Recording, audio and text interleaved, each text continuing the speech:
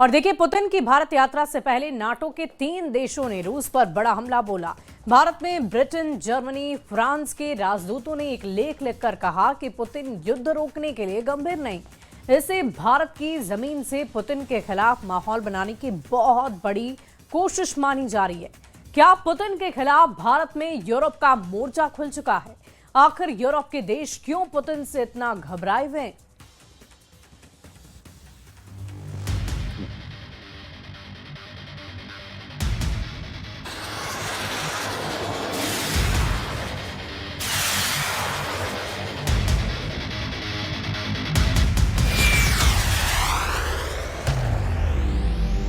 Putin का भारत दौरा भारत के दुश्मनों की नजर में है,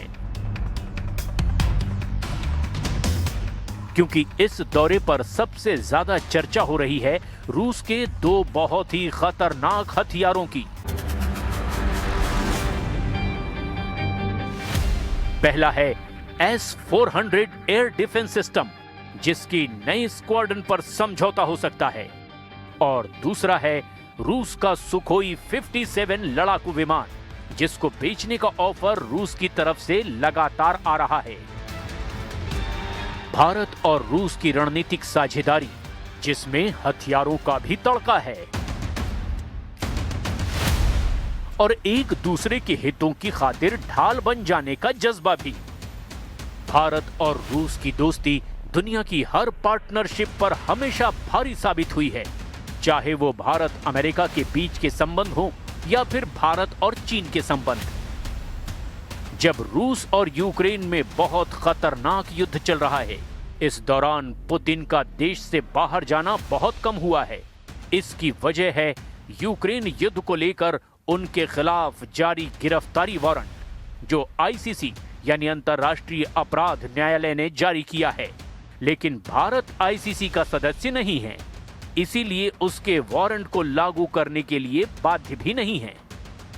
यूक्रेन युद्ध के बीच रूस का हर हथियार नाम कमा रहा है।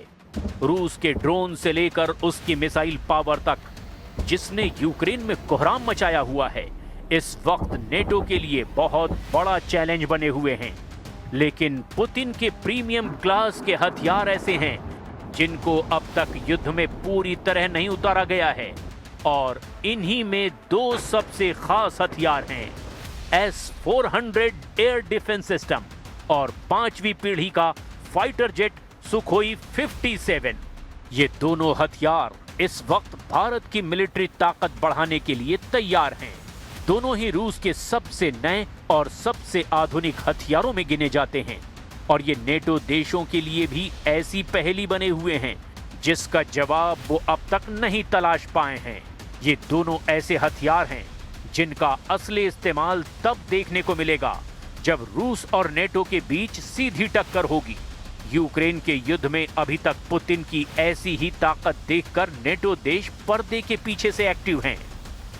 इस वक्त लड़ाकू विमानों में सबसे ज्यादा चर्चा रूस के सुखोई 57 की हो रही है।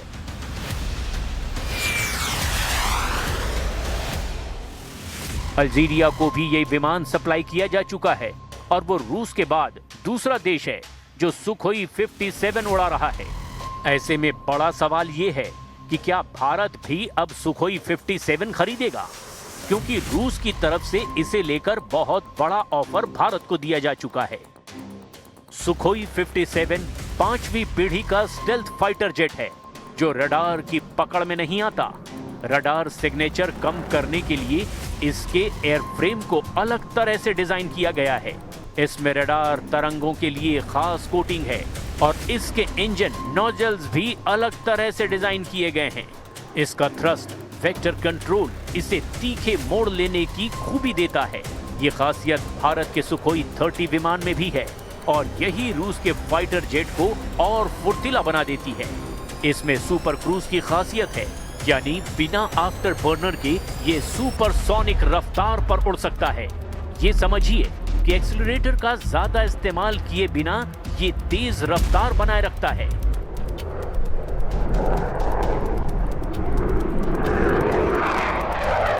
सुखोई 57 को हाल ही में दुबई एयर शो में देखकर पूरी दुनिया हैरान रह गई। इसकी उड़ान इसका फुर्तीलापन, सब कुछ ऐसा है जिसका मुकाबला अमेरिका का F-35 जेट भी नहीं कर सकता। हालांकि F-35 रूस के सुखोई 57 से बेहतर है, इसका दावा डोनाल्ड ट्रंप लगातार करते रहे हैं। दुबई एयर शो में ये विमान एक साथ एक ही हवाई अड्डे पर मौजूद थे। एयर शो में तो इनकी टक्कर पूरी दुनिया ने देखी है, लेकिन युद्ध वाले आसमान में इनका एनकाउंटर अभी तक नहीं हुआ है, क्योंकि अगर ऐसी नौबत आई तो समझ लीजिए वर्ल्ड वॉर का खतरा पैदा हो जाएगा। 14 मीटर लंबा ये जहाज 10 टन वजन के हथियार लेकर उड़ सकता है। इसकी अधिकतम रफ्तार 2600 किलोमीटर प्रति घंटा है और रिफ्यूलिंग के बाद ये 5500 किलोमीटर के दायरे में ऑपरेशन कर सकता है। दुबई एयर शो में सुखोई 57 ने अपना इंटरनल वेपन बे भी दिखाया था, जिसमें हथियार छुपा कर रखे जाते हैं ताकि रडार क्रॉस सेक्शन कम किया जा सके।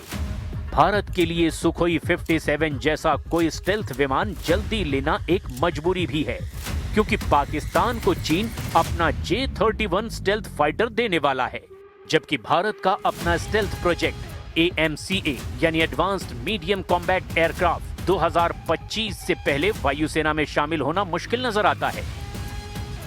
पुतिन भी इस बात को जानते हैं और यही वजह है कि रूस ने भारत को ये विमान ऑफर किया है। वैसे पुतिन का ये विमान अब रूस के हर दोस्त को पेश किया जा रहा है और भारत भी इसी फहरिस्त में है। रूस की तरफ से ये भी ऑफर है कि सुखोई 57 को भारत में ही बनाया जाए, जैसे भारत सुखोई 30 MKI को पिछले 2 दशकों से HAL यानी हिंदुस्तान एरोनॉटिक्स लिमिटेड की फैक्ट्री में बनाया जा रहा है। वैसे भारत के लिए सुखोई 57 जैसा ऑफर 2015 में भी था, जब FGAFA यानी कि 5th जनरेशन फाइटर एयरक्राफ्ट वाले प्रोजेक्ट में भारत जॉइंट डेवलपर की हैसियत से शामिल हुआ था, लेकिन 2018 में भारत ने इस प्रोजेक्ट से हाथ खींच लिए थे। अब 10 साल बीत गए और अब भारत को ये मौका फिर मिला है और ये विमान पुतिन के दौरे का सबसे खास हिस्सा कहा जा रहा है। साल 2021 के बाद पुतिन का पहला भारतीय दौरा है और मौका है भारत रूस का 23वां सालाना शिखर सम्मेलन। पुतिन अब तक भारत का 9 बार दौरा कर चुके हैं। ये उनका 10वां भारत दौरा है। पहली बार पुतिन साल 2000 में भारत आए, इसके बाद 2002 में भी वो भारत आए। इस दौरान भारत की कमान अटल बिहारी वाजपेयी संभाल रहे थे। पुतिन 2004 में भारत आए, वो 2007 में भी भारत आए, तब वो गणतंत्र दिवस पर देश के मेहमान थे। पुतिन 2012 में भी भारत आए थे, इस दौरान डॉक्टर मनमोहन सिंह देश के प्रधानमंत्री थे। इसके 2 साल बाद पुतिन 2014 में भारत आए। 2016 में उन्होंने गोवा में ब्रिक्स समिट में हिस्सा लिया। पुतिन 2018 में भी भारत आए। इस दौरान प्रधानमंत्री मोदी से मुलाकात हुई और भारत रूस के बीच कई समझौते भी हुए।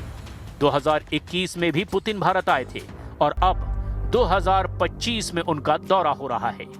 पुतिन का भारत दौरा ऐसे वक्त में हो रहा है जब यूक्रेन युद्ध चरम पर है और पुतिन और डोनाल्ड ट्रंप की बातचीत बेनतीजा रही है। अगस्त में अलास्का में हुई पुतिन ट्रंप की मीटिंग से लग रहा था कि कोई नया नतीजा सामने आ सकता है, लेकिन अब भी यूक्रेन और रूस के बीच युद्ध लगातार जारी है और पुतिन ने अब ऐसे हालात पैदा कर दिए हैं कि ज़ेलेंस्की के सामने सरेंडर के अलावा अब कोई रास्ता नहीं बचा है। इसकी वजह है पुतिन की घेराबंदी, जिसमें S-400 जैसे हथियारों की बहुत बड़ी भूमिका है। भारत रूस के बीच S-400 की 5 रेजिमेंट का सौदा हुआ था। ये डील 5 अरब 43 करोड़ डॉलर की थी। अभी भारत के पास ऐसे 3 सिस्टम आ चुके हैं, 2026 में आने बाकी हैं। उम्मीद है कि पुतिन के भारत दौरे पर S-400 की और यानी अतिरिक्त 3 से 5 रेजिमेंट खरीदने पर बात हो। भारत को मिला S-400 भी अब पाकिस्तान और चीन वाले 2 फ्रंट पर गेम चेंजर हथियार बन चुका है। S-400 ऐसा एयर डिफेंस सिस्टम है जो मिसाइल के खिलाफ भी कारगर है। भारत ने रूस से ऐसे सिस्टम खरीदकर पाकिस्तान की एयरफोर्स को ये एहसास दिला दिया है कि उसके लिए खतरा बहुत ज्यादा बढ़ गया है। ऑपरेशन सिंदूर में S-400 की रडार कवरेज ने इसका ट्रेलर दिखा दिया है। S-400 का रडार 450 किलोमीटर की रेंज तक दुश्मन के जहाज को ट्रैक कर सकता है। इस सिस्टम में 4 अलग अलग रेंज की मिसाइलों को दागा जा सकता है, जिनकी रेंज 40 किलोमीटर, 120 किलोमीटर और 250 किलोमीटर और 380 किलोमीटर होती है। ऑपरेशन सिंदूर में सबने देखा कि पाकिस्तान के विमान जब उसके ही एयर स्पेस में थे, तब भारत उनको आराम से ट्रैक कर पा रहा था। भारतीय सेना का दावा है कि आदमपुर में तैनात S-400 के जरिए एक पाकिस्तानी टोही विमान को 314 किलोमीटर दूर पाकिस्तान की सरहद के अंदर ही मार गिराया गया था। यानी S-400 पाकिस्तान को आज भी बहुत बुरे ख्वाब दे रहा है। इसकी गारंटी 100% है। ये ऐसा एयर डिफेंस सिस्टम है जो लड़ाकू विमानों, मिसाइलों, ड्रोन और यहां तक के स्टील तकनीक वाले टारगेट्स को भी निशाना बना सकता है और छोटी दूरी की मिसाइल को भी ये आसमान में खत्म कर सकता है। हालांकि चीन के पास भी S-400 एयर डिफेंस सिस्टम है। ऐसे में उसे लेकर भी भारतीय वायुसेना को चौकन्ना रहना पड़ेगा। भारत के पास अपने एयर डिफेंस सिस्टम आकाश और बराक भी हैं और इन सब को मिलाकर भारत में एक ऐसा नेटवर्क तैयार किया जा रहा है ताकि देश की आसमानी सरहद महफूज रहे। S-400 एयर डिफेंस सिस्टम के बारे में कहा जाता है कि एक बार कोई एरियल टारगेट इसकी जद में अगर आ गया तो उसके मारे जाने की 100% गारंटी है।